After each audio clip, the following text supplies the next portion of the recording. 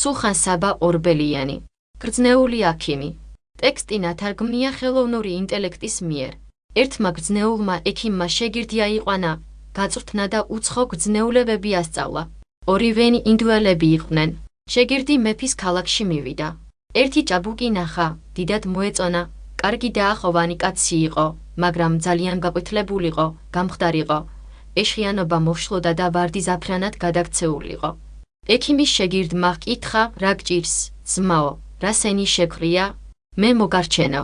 კაცმა უპასუხა, შენ როგორ უნდა დამეხმარო? მთელი ქვეყნის ექიმები შეიყარნენ და ვერაფერი მიშველეს. თავი დამანებე და წადიო. ექიმის შეგირდმა დაიფიცა, ისეთი რა უნდა გჭირდეს? მე რომ არ გიწამლო. კაცმა უთხრა, შენ როგორ მიწამლებ? ერთ დღეს მეფის ასული აბანოში მიდიოდა, სარკმლიდან დავინახე. გულში მისი ტრფობა ჩამივარდა და ასე გამხადა. შენ რით მიშველი? შოვნა არ ძალგიც და თხოვნა და ქორწილი, მე კი უმისოდ არ მოვჩებიო. ექიმმა უთხრა, შემომფიცე რომ ქალს ხვევნა კოცნას არ დააკლებ და მალე გიწამლებო. კაცმა ფიცი მისცა, ექიმმა რაღაც ულოცა და ერთი ისეთი გრძნეულება ჰქნა, რომ როცა დაღამდა, მეფის ქალი ზეწარში გახვეული შემოვიდა, კაცმა გვერდზე დაისვა, მოეხვია, უალერსა და როცა ირიჟრაჟა, ქალი წავიდა. როცა შინ მივიდა და ცნობაზე მოვიდა, შექმნა ტირილი, კივილი, მეფე დედოფალი შემოვიდნენ. გამოკითხვა დაუწყეს, რა შეგემთხვაო? მან ყველაფერი უამბო. მეფე დედოფალი დიდად დაღონდნენ. მეფემ გამოკითხა ვეზირებს და მათ მოახსენეს, მეფეო, ის კაცი ჩვენი თემიდან არ არის, უცხო ქვეყნიდან მოსულს გავს. თუ შენს ასულს ამ ღამესად წაიყვანენ, გააფრთხილე რომ ხელი მეონით გაისვაროს, როცა მივა, კარს ხელი ჰკრას, ზეთხელი გამოისახება.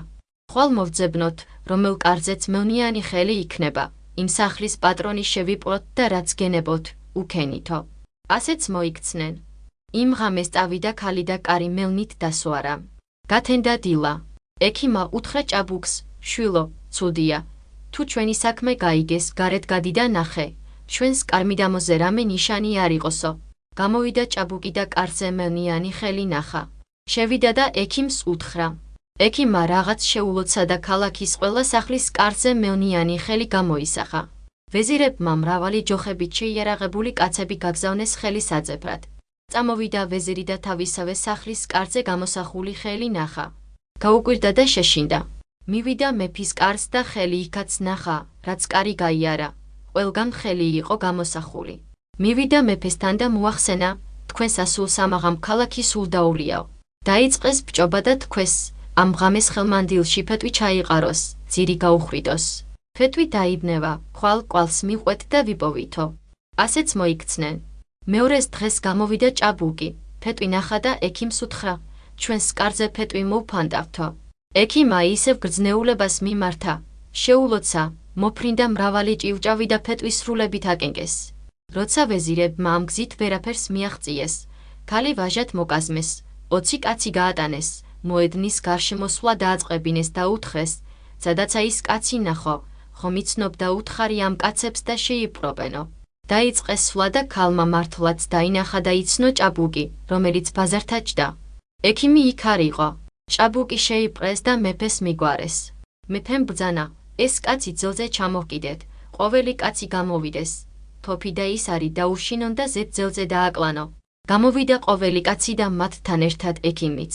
ექიმმა ჭაბუკი რომ ძელზე დაკიდებული ნახა, გრძნეულებას მიმართა და ვინც თოფი ან ისარი ესროლა, ყველა უკუიქცა და მსროლელსავე მოხვდა და მოაკვდინ.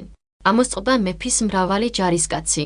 ვეზირმა მეფეს მოახსენა, ამ კაცს ჩვენ ვერაფერს დავაკლებთ, სხვაგვარად მოვუაროთ, ცირეს ხანს აპრობილეში ჩავსვათ და მერე, როგორც ჯობდეს, ისე მოვიქცეთო. მეფემ ჭაბუკის ჩამოხსნა და დაპატიმება ბრძანა.